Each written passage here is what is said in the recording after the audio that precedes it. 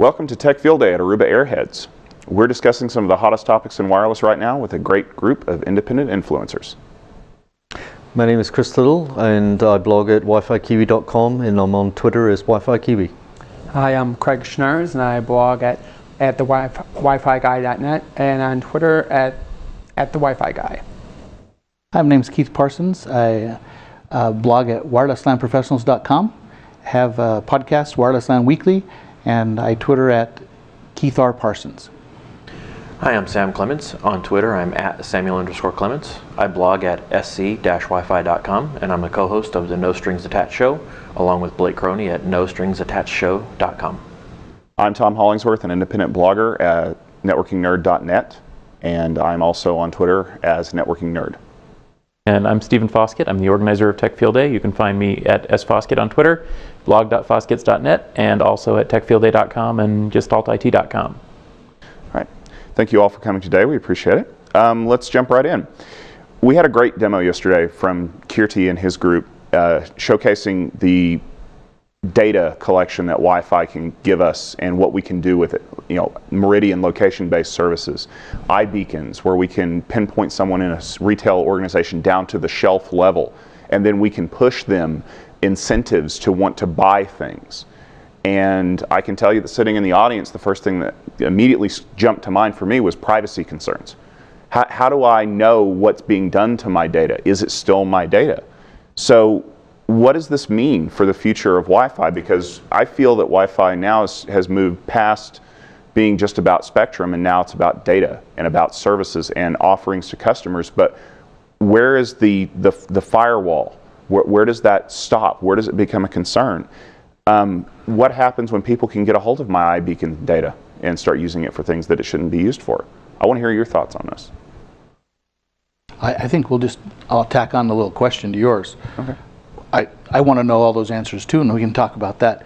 But the evil side of my brain is going, how can we break this? Yes. Can I make an app that does a rotating MAC address on Bluetooth and that, or can I make mine sniff someone else's beacons and their MAC address and walk up to the door and make the door open for me? So there's a lot of other concerns, not just the cool side, the evil side is just, oh. So I've watched recently quite a few blogs on Bluetooth hacking, or blue snuff as they call it, and they were saying that with the Bluetooth 4 standard that came out, where the Bluetooth low energy that's being used in iBeacons is the first one where they paid a lot more attention to the security of it and making sure that it's really secure. So there has been some work on that. There's still some work to be done on seeing whether there are vulnerabilities with the way they've written the standard and with the various devices that are using it out there. To me, it's kind of an exciting area to do research in and to figure out whether there are more things that can be broken in. And I think that's one of the things that I got immediately out of that discussion on iBeacons was, hey, I might have to invest some time in learning how to attack Bluetooth a bit better. Well, going back to your question about tackling privacy concerns, in my book, it's a double-edged sword. I don't know that there's a whole lot of difference between what we're talking about, collecting, who, what, when, and where, versus somebody who's a county worker trying to assess load on a freeway. And so they sit on an off-ramp and they watch the cars go by and they watch the number of vehicles that are going northbound or eastbound on the 15 at 5 o'clock in the afternoon. At off-ramp blah, you can assume that they're going to Las Vegas. Well, guess what? You've tracked number of users, you've tracked all their license plate numbers, you've tracked their direction, and you can assume that they're going to Vegas. You can infer all of that same data.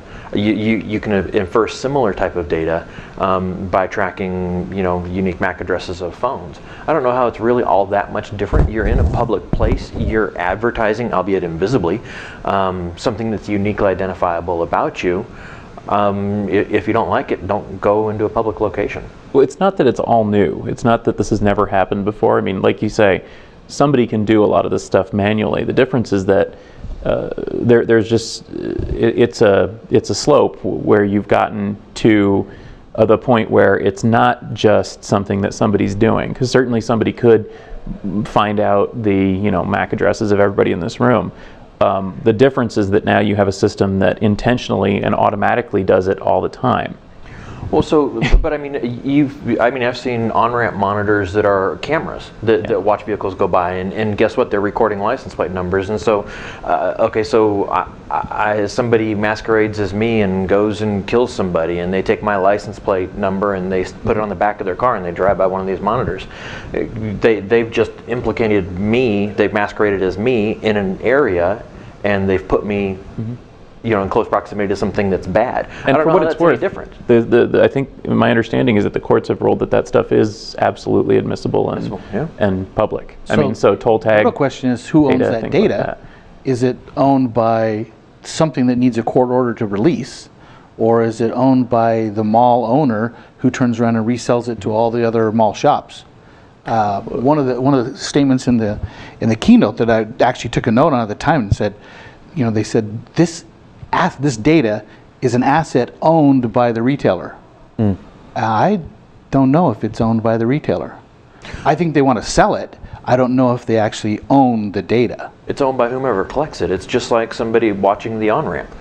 Right? If I go and I put the effort into watching the on-ramp, automated or manual, I own the data because it's data that's accessible in public location. And where is the legality of how you use that? On-ramp data, and to use it in a court of law, somebody has to go and pull a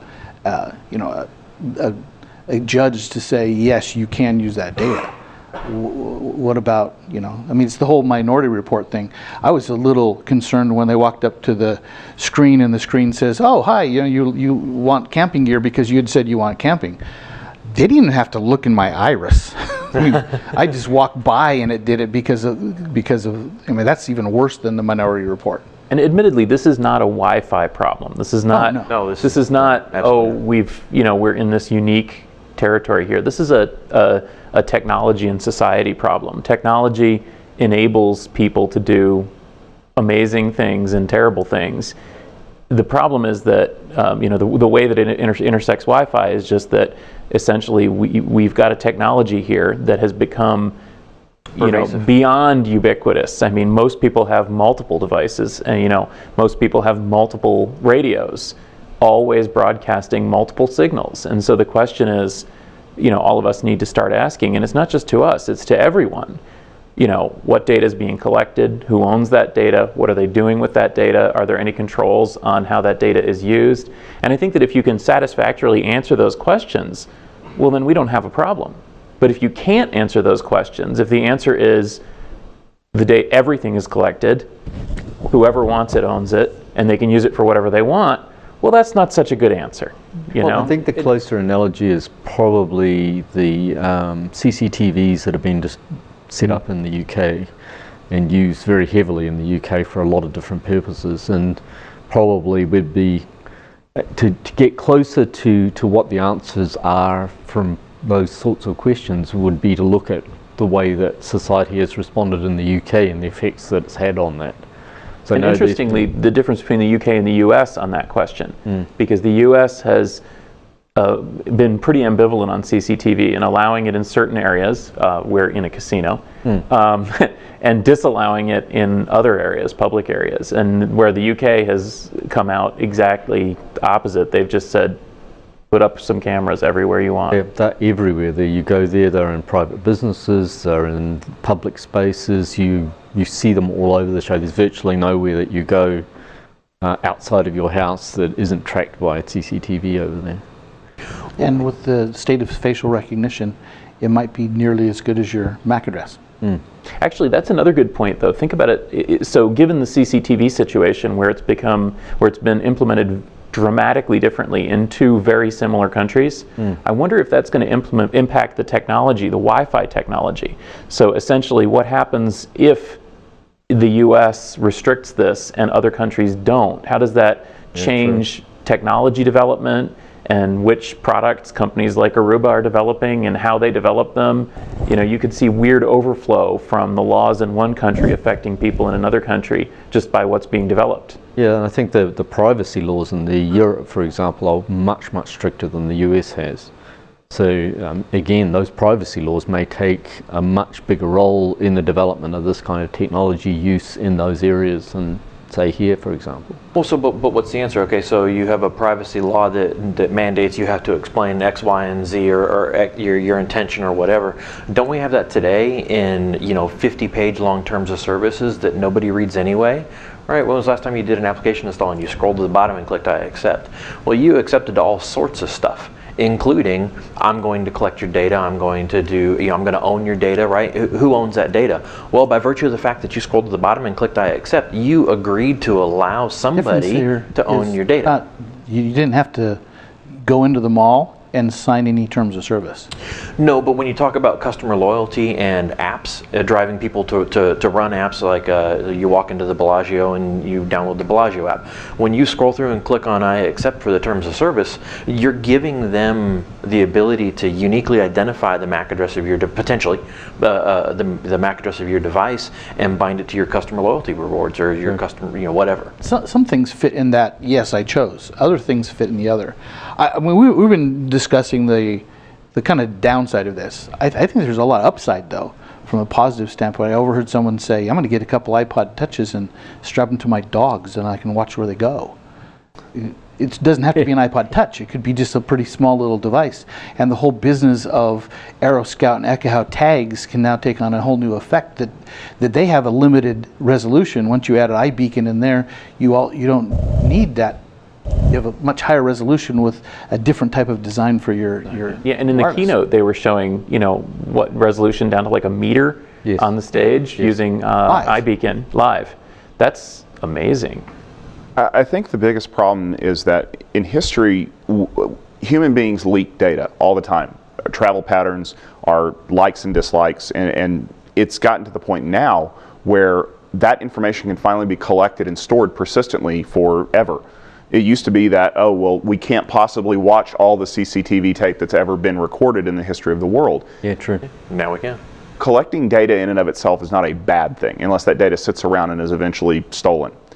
What happens when the analytics are run against that? And an example I keep coming back to for a lot of purposes, because it is a corner case that illustrates this perfectly. What happens when I walk into the Cosmopolitan and my MAC address is detected because I joined the Wi-Fi here once, so it automatically wants to rejoin again. And the video monitor in the lobby says, Mr. Hollingsworth, welcome back to the Cosmopolitan in Las Vegas. Here is a coupon for $100 off of the spa because of your last visit. And my wife goes, one, when were you at the Cosmopolitan? Because you haven't been to Vegas this year. And two, why did you go to the spa? Because you don't ever go to the spa. And the answer is somebody cloned your phone and stole your credit card. I don't possibly know how this could happen. Honey, I was hacked, clearly. If you notice when you check into hotels and places like that where that could be an issue, they never pro-offer data analysis. Mr. Hollingsworth, welcome back to the Cosmopolitan. They always couch it. Is this your first time staying with us? Yes, yes it is. Yes, well, we're really glad to have you here. Someone has to act as a firewall. And the problem is, in some of the research and writing that I've done about it, retailers are not that firewall. They want every bit of individual usable data they can find about you so that they can crunch it and, in the apocryphal case of Target, determine that a girl was pregnant before she even knew, based on buying patterns. But is it incumbent upon someone like Aruba to be not just a common carrier, but to act on behalf of the customers and say, I don't think you need to know that?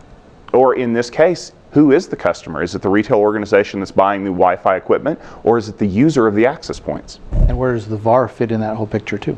I think you've identified one big difference there is the back-end analytics capabilities are much more powerful now than they've ever been before. So even if we had data that's like 20 years old that we haven't really been able to use before, we can now combine it in unique new ways to get new information out of something that's like more a needle in the haystack type deal that you had before. Yeah. But the retailers are in love with this because the test that they've ran, and I was involved in a couple of tests years ago when resolution was 3 to 5 meters, which means in a retail store you didn't know, are you on the fruit aisle or the cereal aisle? But if you had that, the statistics that come off of that are stunning of how much more sales happen. That feels a little like someone manipulated me. Well, yeah, you could know, are they in front of the Coke products or the Pepsi products? Yeah. or the diet products and the sugar products, and it's So here's a possible future. You're walking down the aisle, and based on your preferences of what you buy before, everything that you go by changes its price. They actually have data on that as well. I think that'd be nice. Like if I was walking into Kroger's, and you go in there and coupon on Coke. But if you go in there and you're buying something your wife doesn't know you're supposed to be buying, it's like you're on a diet or something. Hey, what do you mean free bag of Cheetos since you bought the last 5? I thought you were on a diet. It wasn't me. It was somebody else. It was Justin. Yeah. I mean, they won't even move the milk from the back to the front. Yeah. You think they're going to not do those kind of things to you, so. Well, and the retailer example is so unique because it's coupons on steroids, right? It's driving further sales as opposed to, what can I do from a trending and from a dwell time and from a stats and how can I make my traffic flows more optimal through my store and things along those lines. It's far more driven by the marketing folks who want to sell you more of whatever it is you're already wanting to buy, but that can change overnight. The thing with the possibilities are also on the positive side, setting up restrooms in public venues like changeable lanes, that when you see, these ones turn into from male to female because of the load that's happening in real time. At a conference like Airheads, we would have a different ratio than if you had a conference that's not quite as techy. Well, they've experimented with that with digital signage. So going into, say, the keynote, when the bottom filled up, the signs on the wall, instead of pointing you with an arrow forward, now point you to the staircase to go to the balcony. And it's done on demand.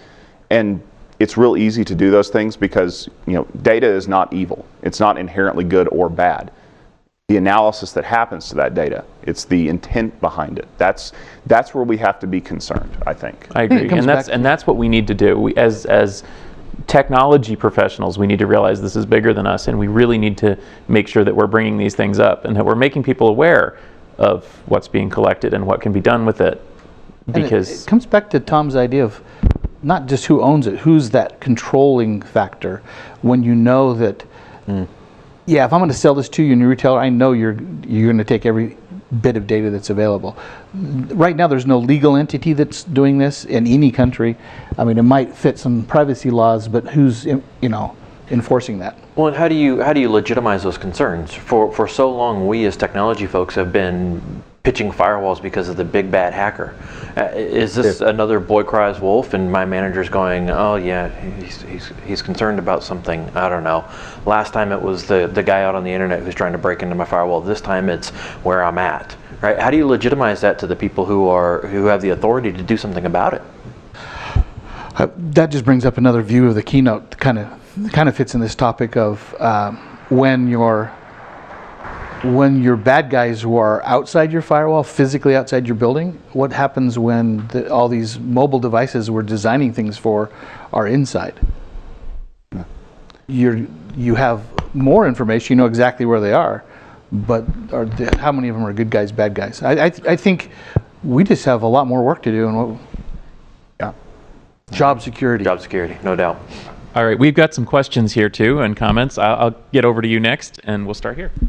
Yeah, it's more of a statement. So it seems like what's happening with iBeacons and other tracking is really in the physical world. I mean, we've been dealing with this online and the internet with cookies and Google and analytics, and it's just happening in the physical world. And in the online world, there was a do not track, but it wasn't respected by everybody. So it's just a repeat of something that's already happened. I think that's what makes it scarier. Well, and except for the fact when you're in Amazon, they're going to do that, and you're going to get a thing. Or if you're on a web page and you get an ad because you went to this one site. But when you physically walk in someplace, that's more of your personal self. Yeah, no doubt. And there's danger that goes along with that as well. I mean, do you want your children, your daughter's phone, which you gave her when she was in 6th grade now, because she's someplace you want to be able to find my phone and know where she is? Do you want, the local pedophile to know where she is too? That physicalness adds a whole nother layer of fear and security. Sure, and shopping on Amazon.com or whatever, you don't have to go there, right? At some point, we all need to step into a brick and mortar facility. You have to make those decisions.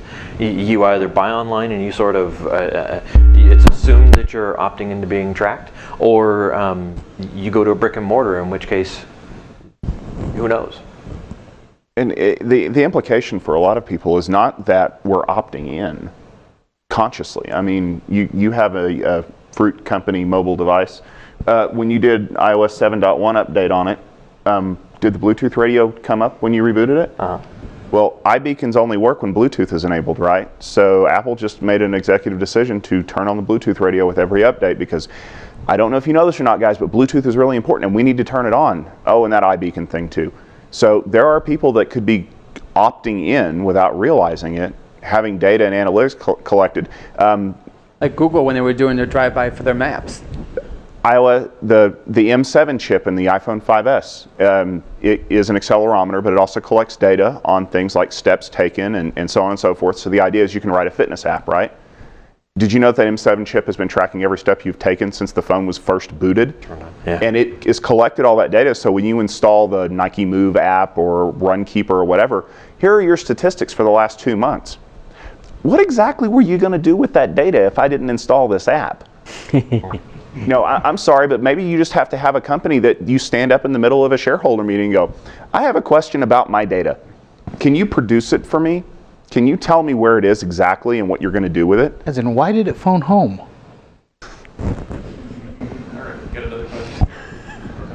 All right, regarding both opt-in and I think the more prescient point of opt-out, on whom does the ultimate burden for providing a clearly defined opt-out reside? I personally would take responsibility for myself to make sure I turn Bluetooth back off after the update, but in the greater sense, the greater scheme of things, whose responsibility is it to provide a path out without having to disable all your technology? It's a good question. I mean, in my mind, it's going to come back to the second oldest profession. Where is the liability? So let's say I walk into a store and I have my credit card number in an application on my phone that allows me to just touch it to the point of sale terminal. And my information's right off my phone, stored in a database somewhere, and it gets hacked. Who's going to get sued when I've decided that I've had enough? Well, it's the retailer. The retailer invasively decided to interrogate my device. They should at least provide an option for me to not have that happen. Even if it's as simple as a checkbox when you pop up that says, by checking this box, you agree that we're going to take every picture of your kids and put them up on our Facebook page and use them for advertising. If you uncheck this box, that won't happen. Because at that point, that little checkbox becomes liability. Guess what? I unchecked it. If you do that, you're in trouble. Yep.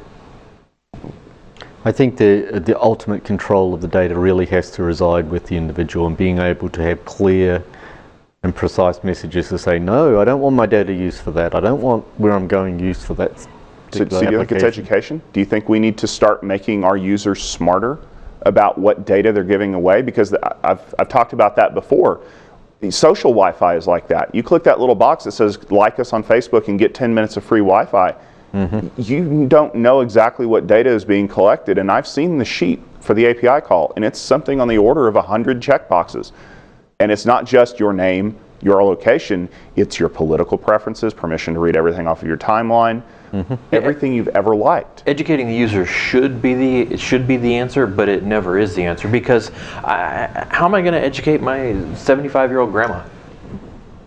She's an end user. So the answer should be end user education, but there needs to be something else. There needs to be another layer in between, because you can't educate every single user, every single device about the implications of what it is they're doing without making it a 50-page terms of service that they're just going to ignore anyway. Well, I like your question. I think it's a very valid question. I don't think there's an answer. Yeah, there isn't any entity, there's no government, we have no lobbyist pushing for it. Those people who could do it would lobby the other way, because that's where they're making their revenue. So I think as a society as a whole, we don't have an answer to this. We should, but it's not going on. Watchdog group of analytics. Okay, I have kind of a follow-on question to that. And would you consider that the precedent for this has already been set by companies like credit reporting agencies that already collect vast amounts of user data? Yes. That's actually a very good question, because it hits very close to home at the huge effect that the credit reporting agencies have on our lives already with the data, the little bit of data that they do collect. Imagine giving them even more data about what your spending habits are.